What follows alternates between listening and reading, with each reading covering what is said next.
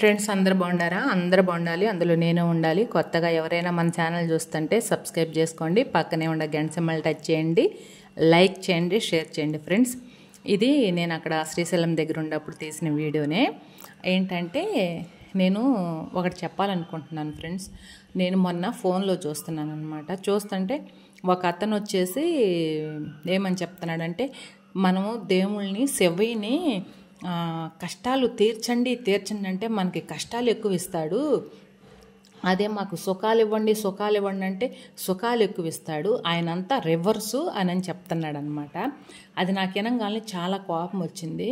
కానీ ఎందుకు ఆయన అలా చెప్పింది నాకు తెలియదు. అదేమిటి, ఇది ఎప్పుడో పూర్ణ గంధంలో కూడా ఉందని చెప్తున్నాడు. మనకంత తెలియదు కాబట్టి నాకు తెలిసింది నేను చెప్పాలనుకుంటున్నాను. ఎప్పుడైనా ఏ దేవుడైనా సరే, ఒక్క శివయ్య తండ్రనే కాదు, ఏ దేవుడైనా కానీ మనం కష్టాలు తీర్చండి సార్ అంటే మన కష్టాలు తీరుస్తాడే కానీ మనకి కష్టాలు ఇవ్వరు. అర్థమైందా? ఎందుకంటే మనకి పొద్దుగూకులు మనకి సుఖాలే కావాలంటే మనకి సుఖాలు ఇస్తే మనమే దేవుళ్ళం అయిపోతాం, మనం ఎవరిని లెక్క చేయమన్నమాట. అర్థమైందా?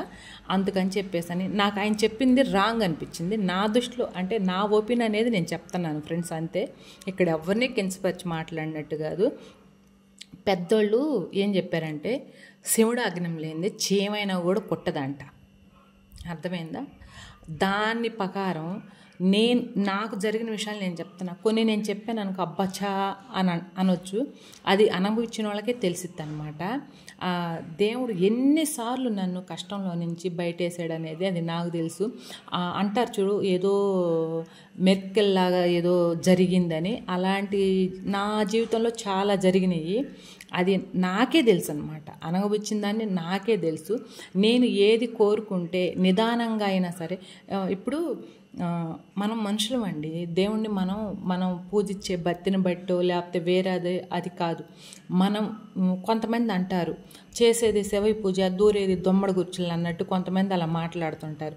నువ్వు ఏ గుడిసెలో దూరినా ఏం చేసినా నీ మనసు అనేది పవిత్రంగా ఉందా లేదా, అది ఒకటి ఆలోచించండి. కొంతమంది నువ్వు ఏ తప్పు చేయకుండా, నువ్వు ఎవరికి పిల్లికి భిక్షం పెట్టకుండా నువ్వు ఆ రకంగా ఉంటే, నేనే తినాలి, ఇది నా సొమ్ము, నేనే స్వార్థంగా ఉండాలి అని అనుకుంటే దేవుడు ఎప్పటికీ మెచ్చడు. అరే, నువ్వు 10 మంది దగ్గర తప్పు చేసైనా సరే నువ్వు తెచ్చుకున్న దాంట్లో ఆకలమ్మ అనే వాళ్ళకి పెట్టండి, వాళ్ళు ఎంత దీవిస్తారు. కడుపు నిండి అన్నం పెడతామ్మా, నువ్వు 10 కాలాల పాటు చల్లగా ఉండు తల్లని, ఆ దీవెనలే మనకి కానీ మన బిడ్డలకు కానీ అక్కడికి వస్తాయి. అది తెలుసుకున్న వాళ్ళు దేవుడి గురించి ఇంకోసారి చెప్తాను.